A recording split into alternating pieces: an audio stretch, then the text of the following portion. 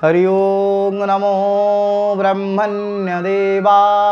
गोब्राह्मणहिताय च जगद्धिताय कृष्णाय गोविन्दाय नमो नमः।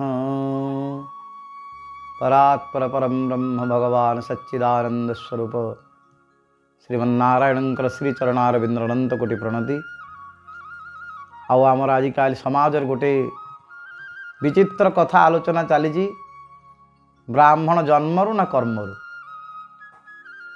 ये जो कथा वर्तमान सर्वत्र सर्वत्र आलोचना चली जन को कर्म द्वारा ब्राह्मण करा जाई परिवो।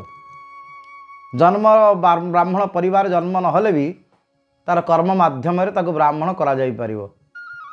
ये जो गोटे विचित्र आलोचना वर्तमान चली ठीक अच्छी। भगवान द्वारा सृष्टि सबु प्राणी माने सृष्ट चातुर्वर्ण्यमया सृष्टं गुणकर्म विभागशः तस्य कर्तारमपि मां विद्य कर्तारमव्ययम्। चतुर्वर्ण समस्ते से परमात्मा परम ब्रह्म ठार सृष्टि होइचंदी। कौन सी जाति इठी छोट नुह कहीं बड़ नुह। भगवान तेणु गीतार कहिचंदी चातुर्वर्ण्य मया सृष्टम, चतुर्वर्ण को मु सृष्टि करिछि।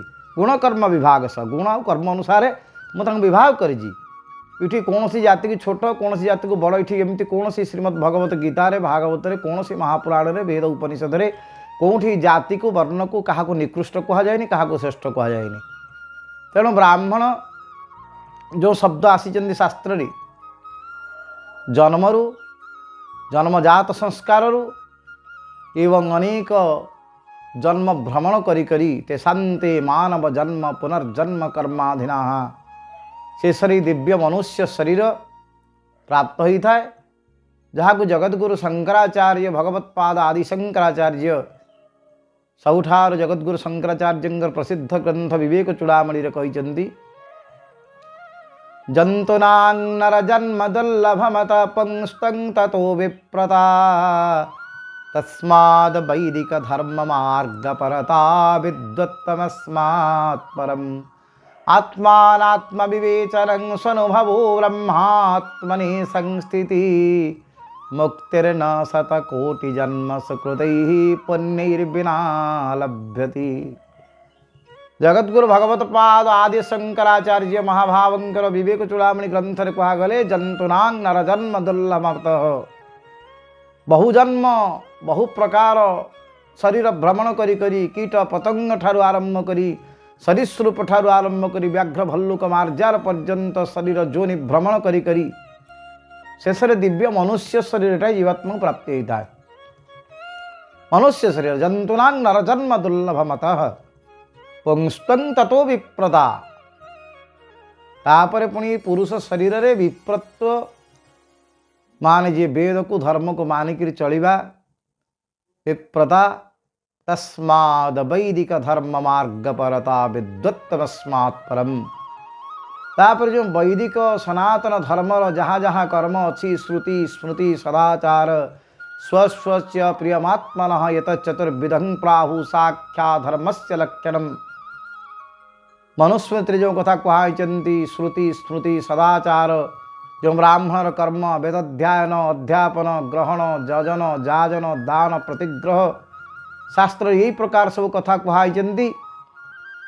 आउ ये नित्य नैमित्तिक जो नियम अच्छी शास्त्र नियम ताकू पालन करी चलिबा ताकू कहते विप्र। तस्मात् वैदिक धर्म मार्ग परता। वेद जहाँ कहिचंती शास्त्र जहाँ कहिचंती श्रुति स्मृति की मानि चलिबा प्रत्येक दिन वेद अध्ययन करिबा संध्या वंदन करिबा अग्निहोत्र करिबा वैश्वदेव करिबा।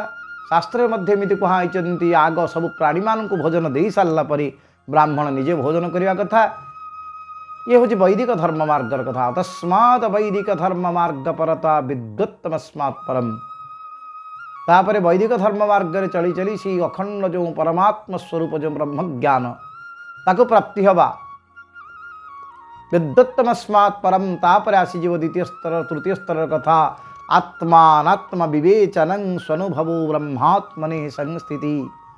आत्मा अनात्म भाव वेदांत शास्त्र जो आत्मा अनात्म भाव आपको विचार करिबा चिंतन करिबा शिशु के समस्त विचार ऊर्ध्व को जाकर अहम ब्रह्मास्मि स्वरूप प्रतिष्ठित हवा आत्मात्म विवेचन स्वनुभवो ब्रह्मात्मने संस्थिति से ब्रह्मस्वरूप प्रतिष्ठित हवा मुक्तिर्न जन्म कोटि शतसुकुन्यैः पुण्यैर्विना लभ्यति।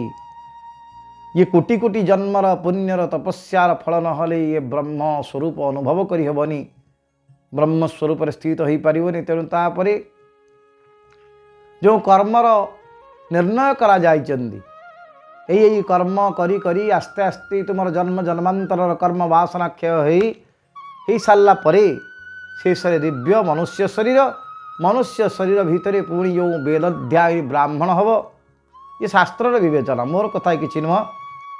यार सुंदर गोटे प्रमाण दवा को जाकर कहते श्रीमद् महाभारत ग्रंथरी सबुठार महान श्रेष्ठ ज्ञानी यदि आम विचार करवा सी होती महाराज विदुर नीति महाभारत रे अत्यंत विशुद्ध ग्रंथ एवं बहुत ज्ञानर कथा विदुर नीति लिखिं। से महाराज विदुर जे धर्मराजा निजे आज विदुर ही जन्म होती। महाभारत जो आज आलोचना चली युधिष्ठिर महाराज सांगे विदुरंकर अति सुंदर मार्मिक कथा प्रसंग आलोचना कर चली विदुर भली धर्मात्मा भली ज्ञानी आउ कहीं ना। कि महाभारत पर्यायर जिते युधिष्ठिर धृतराष्ट्र महाराज धृतराष्ट्र विदुरंगु ब्रह्मज्ञान संबंधी प्रश्न पचारि वेद वेदांत ब्रह्मज्ञान संबंधर प्रश्न से विदुर महाराज अटकी जाइए। ज्येष्ठ भ्राता आपण शुणु मु सबु प्रकार नीतिशास्त्र आपन को शुणई पारि किंतु ये ब्रह्मज्ञान संबंधी शास्त्र शुणापी केवल जनी ब्राह्मण ही दरकार। जे ब्राह्मण वंश उपनीत होते ब्राह्मण वंश जन्मग्रहण करते ब्राह्मण वंश आसी वेद विद्या अध्ययन करी से ब्रह्म स्थिति थे से भली जनी परम ब्राह्मण ही केवल आपण के ब्रह्मज्ञान शुणाई पारे।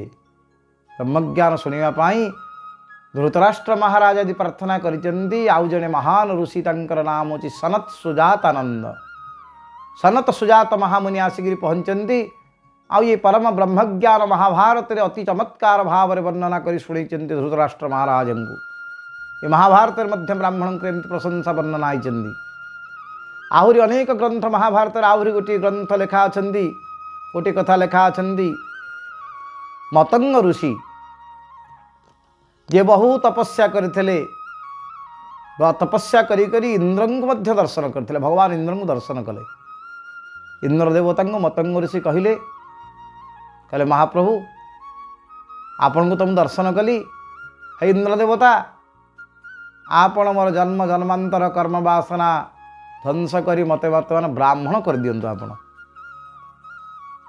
कहले आपण सब किछि पारिबे ऋषि ही जानतु सन्यासी ही जानतु तपस्वी ही जानतु ब्रह्मज्ञानी ही जानतु ब्रह्मनिष्ठ ही जानतु सब ठीक अच्छी किंतु आपण ब्राह्मण हो पारे कहीं ऋषि तपस्वी ब्रह्मज्ञानी ब्रह्मनिष्ठ इति जो सुंदर सुंदर उपाधि सब अच्छा सुंदर सुंदर ज्ञानर कथा अच्छा आपण कहते ब्राह्मण हो पारे। ब्राह्मण हवा कौन दरकार ना आपण को वर्तमान आहरी 7,72,000 वर्ष पर्यंत अपेक्षा करा पड़ो। 7,72,000 वर्ष पर एमती संसार चक्र महाभारतर कथा ये सब मन कथा मोर नुह। 7,72,000 वर्ष एमती आप संसार चक्र भ्रमण करी शेष गोटे ब्राह्मण वंश जाकि जन्म हे तापर जाकर ब्राह्मण पदवाच्य हो पारे ब्राह्मण हो पारे। आप ऋषि मुनि वेदज्ञ शास्त्रज्ञ धर्मनीतिज्ञ हो पारे कि आप ब्राह्मण हो पारे। ब्राह्मण को बर्तमान जो समालोचना चलती कटु समालोचना ब्राह्मण शरीर जन्म हवा यदि आप धर्मशास्त्र को मानु था पुराण को मानु था महाभारत को मानु था ये कथा लिखाई शास्त्र। आउ गोटे कथा सुंदर कथा जो कथा लिखाई रामायण महान ग्रंथ रामायण ग्रंथरी वशिष्ठ महामुनि ब्राह्मण थे दशरथ राजा क्षत्रिय थे पूर्व वंशज मानकर गुरु मध्य होचंती गुरु वशिष्ठ इति बड़ बड़ राजा कि मत ज्ञान मध्य राजा कम नथिले महामहाज्ञानी थे केड़े केड़े बड़ बड़ राजा ठारू आरंभ कर भगीरथ अज दिलीप ठारू आरंभ कर दशरथ प्रभु भगवान श्रीरामचंद्र पर्यंत समस्ते महान महान ज्ञानी थे विद्वान थे चक्रवर्ती सम्राट मध्य थिले किंतु सबु कथार परामर्शटा गुरु वशिष्ठ ब्राह्मण ठारू नौथले सबु कार्य गुरु वशिष्ठ परामर्श दौथले कार्य राजकार्य संपादित होता गुरु वशिष्ठ तेणु ब्राह्मण ही थिले गुरु वशिष्ठ राजकीय संपत्ति नथिला राजकीय परिपाटी नथिला साधारण जड़े तपस्वी किंतु ब्राह्मण आसन एत उच्च था जे समस्ते जाकि ठारू ही परामर्श नौथले आउ ये जो ब्राह्मण गुरु वशिष्ठ महामुनि कथा आपड़ देखिए जो प्रभु भगवान श्रीरामचंद्र जन्म ही ना सेतिक बड़े महाराज दशरथ जाकि जो अनपत्य दुख पुत्रपात दुख